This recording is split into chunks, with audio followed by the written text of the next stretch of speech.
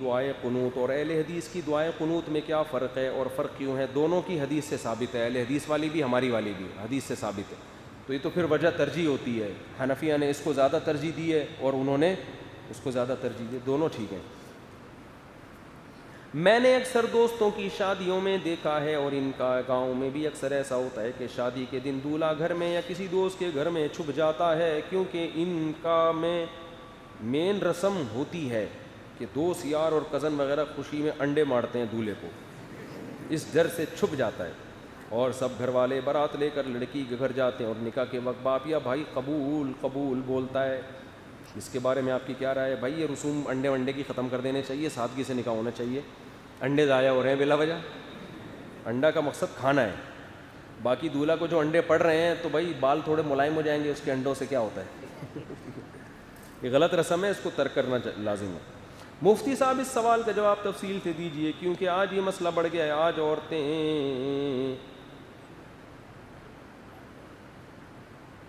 بھائی یہ ایسے ہی فضول سوال ہے، چھوڑو سے۔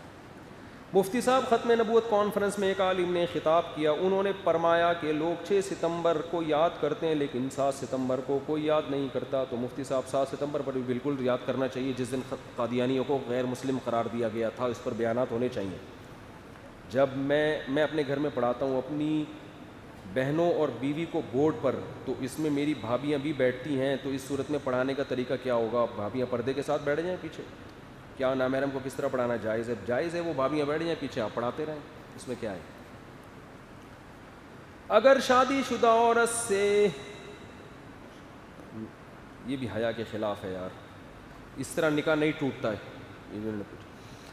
مفتی صاحب آپ سے ایک سوال ہے، آپ ہر مضمون پر بیان کرتے ہیں مگر آج کل جو فرقہ واریت مارکیٹ میں چل رہی ہے آپ اس پر بیان نہیں کرتے، جیسی کہ اچھا فرقہ بازی تو نہیں، جیسے کہ مہاجر پٹھان پنجابی بلوچ، یہ فرقہ واریت تھوڑی ہے، یہ تو لسانیت ہے۔ میں خود مہاجر ہوں اور پاکستان میں ان کو حق نہیں دیا جاتا کہ اس میں کیا لکھا ہوا ہے، کچھ نہیں کہتا میں کچھ دن میں، بھائی رائٹنگ تو اچھی لکھا کرو یار۔ انٹرویو ARY کے انٹرویو کے لیے گیا، انہوں نے مجھے نہیں رکھا صرف اس لیے کہ میں مہاجر تھا، یہ غلط ہے بھائی، ایسا کچھ بھی نہیں ہے۔ جس میں قابلیت ہوتی ہے کسی بھی قوم کا ہو، ٹیلی ویژن چینل والے اس کو رکھتے ہیں، یہ آپ کو وہم ہو گیا ہے کہ مجھے مہاجر ہونے کی وجہ سے نہیں رکھا خام خواہ میں، تو ایسا کچھ بھی نہیں ہے۔ ٹیلی ویژن والوں سے ہمارے بھی تعلقات ہیں، تو کوئی اس طرح کا فرق نہیں ہے، ان باتوں سے لسانیت پھیلتی ہے، سمجھتے ہو؟ سلام مفتی صاحب، مجھے ایک، میرے والد صاحب تو مہاجر تھے مگر نیوی میں تھے، وہ یہ جو مشہور ہے کہ مہاجروں کو نیوی میں نہیں لیتے، فلانے کو آرمی میں نہیں لیتے، ایسا ہی ہے، میں نے بہت سارے لوگ آرمی میں دیکھے ہیں جو اردو اسپیکنگ ہے، میرے والد صاحب اردو اسپیکنگ تھے اور نیوی میں تھے، بہت عرصہ نیوی میں گزارا انہوں نے۔ اگر بالفرض کوئی ظلم کسی پہ ہو رہا ہے تو بھائی وہ ہائی لائٹ کرے اس کو، لیکن کچھ مبالغہ زیادہ ہوتا ہے بھی لسانیت، میں مانتا ہوں، لیکن یہ ہر قوم میں ہے، پھر یہ کسی ایک قوم میں نہیں ہے، جو قوم پرست ہیں وہ ہر قوم میں موجود ہیں، وہ پھر اپنی قومیت کا خیال کرتے ہیں، مگر یہ کسی ایک قوم میں نہیں ہے، یہ پھر ہر قوم میں ہے، پھر اس میں آپ کسی ایک کو ملامت نہیں کر سکتے۔ سلام مفتی صاحب، مجھے ایک سوال دارالفتاء کرنا ہے۔ میں نے ایک جگہ سنا ہے کہ اگر میاں کو اس کی بیوی بولے کہ آپ اپنی داڑھی کاٹ دو تو کیا نکاح ختم ہو جائے گا؟ نہیں، نکاح ختم نہیں ہوگا، بیوی کو سمجھایا میں نہیں کاٹوں گا داڑھی، کچھ بھی کر لو۔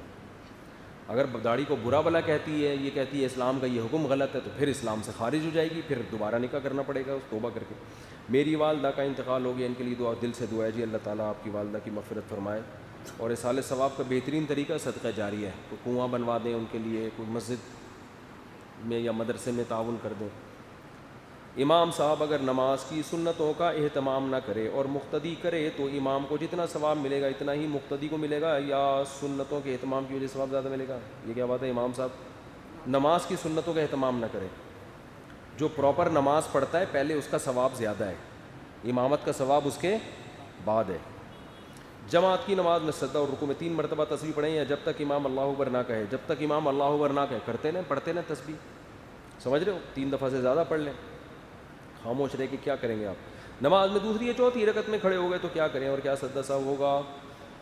دوسری یا چوتھی رکعت میں اگر کھڑے ہو گئے تو دوسری میں تو کھڑے ہونا ہی ہے، چوتھی میں بھی کھڑے ہی ہونا ہے، یعنی 2 رکعت کے بعد بیٹھنا تھا، بیٹھنے کے بجائے کھڑے ہو گئے، تو اس میں اگر غیر مؤکدہ سنتیں پڑھ رہے تھے یا نوافل پڑھ رہے تھے تو نوافل میں اور غیر مؤکدہ سنتیں بھی نوافل ہی کی طرح ہوتی ہیں، ان میں 2 رکعتوں کے بعد بیٹھنا فرض ہے، سمجھتے ہو؟ تو اس میں اگر بیٹھنے کے بجائے کھڑے ہو گئے تو فوراً کیا کر دو؟ بیٹھو، کیونکہ وہ فرض ہے، اور سجدہ سہو کر لو تو نماز ادا ہو جائے گی۔ اور اگر فرض نماز پڑھ رہے تھے یا وتر پڑھ رہے تھے یا ظہر کی 4 سنتیں مؤکدہ پڑھ رہے تھے، اس میں اگر 2 رکعت کے بعد بیٹھنا بھول گئے اور سیدھے کھڑے ہو گئے تو اب دوبارہ مت بیٹھیں، کیونکہ یہ بیٹھنا واجب تھا، اب دوبارہ نہ بیٹھیں بلکہ 4 رکعتوں کے بعد آخر میں سجدہ سہو کریں۔ مسبوق اگر امام کے ساتھ غلطی سے سلام پھیر لے تو ہو جائے گی، نہ کچھ بھی نہیں ہوتا اس سے، پھر امام کے ساتھ اگر پھیر لے تو پھر سجدہ سہو کرنا پڑے گا مسبوق کو، جس کی 1 رکعت باقی ہے، امام نے سلام پھیرا، اس نے بھی غلطی سے کیا پھیر دیا؟ سلام، اور السلام کا لفظ بھی زبان سے بولا، تو اب آخر میں اس پہ لازم ہے کہ سجدہ سہو کرے۔ جب امام سلام کہے تو ہم بھی امام کے ساتھ سلام پھیر دیں یا امام صاحب دونوں سلام مکمل کریں، اس میں دونوں قول ہیں، بعض فقہاء اس کے قائل ہیں کہ امام جب دونوں طرف سلام پھیرے تو آپ پھیریں، حنفیہ کے نزدیک یہ کہ جب ایک طرف پھیرے تو پھیریں آپ، سمجھتے ہو؟ سمجھایا، میں نہیں کاٹوں گا داڑھی، کچھ بھی کر لو۔ اگر داڑھی کو برا بلا کہتی ہے، یہ کہتی ہے اسلام کا یہ حکم غلط ہے، تو پھر اسلام سے خارج ہو جائے گی، پھر دوبارہ نکاح کرنا پڑے گا توبہ کر کے۔ میری والدہ کا انتقال ہو گیا، ان کے لیے دعا، دل سے دعا ہے جی، اللہ تعالیٰ آپ کی والدہ کی مغفرت فرمائے، اور اصالِ ثواب کا بہترین طریقہ صدقہ جاری ہے، کوئی کنواں بنوا دیں ان کے لیے، کوئی مسجد میں یا مدرسے میں تعاون کر دیں۔ امام صاحب اگر نماز کی سنتوں کا اہتمام نہ کرے اور مقتدی کرے تو امام کو جتنا ثواب ملے گا اتنا ہی مقتدی کو ملے گا، یا سنتوں کے اہتمام کی وجہ سے ثواب زیادہ ملے گا؟ یہ کیا بات ہے؟ امام صاحب نماز کی سنتوں کا اہتمام نہ کرے، جو پراپر نماز پڑھتا ہے پہلے اس کا ثواب زیادہ ہے، امامت کا ثواب اس کے بعد ہے۔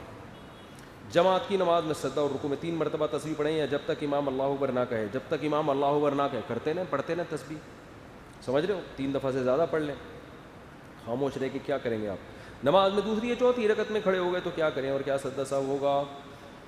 دوسری یا چوتھی رکعت میں اگر کھڑے ہو گئے تو دوسری میں تو کھڑے ہونا ہی ہے، چوتھی میں بھی کھڑے ہی ہونا ہے، یعنی 2 رکعت کے بعد بیٹھنا تھا، بیٹھنے کے بجائے کھڑے ہو گئے، تو اس میں اگر غیر مؤکدہ سنتیں پڑھ رہے تھے یا نوافل پڑھ رہے تھے تو نوافل میں اور غیر مؤکدہ سنتیں بھی نوافل ہی کی طرح ہوتی ہیں، ان میں 2 رکعتوں کے بعد بیٹھنا فرض ہے، سمجھتے ہو؟ تو اس میں اگر بیٹھنے کے بجائے کھڑے ہو گئے تو فوراً کیا کر دو؟ بیٹھو، کیونکہ وہ فرض ہے، اور سجدہ سہو کر لو تو نماز ادا ہو جائے گی۔ اور اگر فرض نماز پڑھ رہے تھے یا وتر پڑھ رہے تھے یا ظہر کی 4 سنتیں مؤکدہ پڑھ رہے تھے، اس میں اگر 2 رکعت کے بعد بیٹھنا بھول گئے اور سیدھے کھڑے ہو گئے تو اب دوبارہ مت بیٹھیں، کیونکہ یہ بیٹھنا واجب تھا، اب دوبارہ نہ بیٹھیں بلکہ 4 رکعتوں کے بعد آخر میں سجدہ سہو کریں۔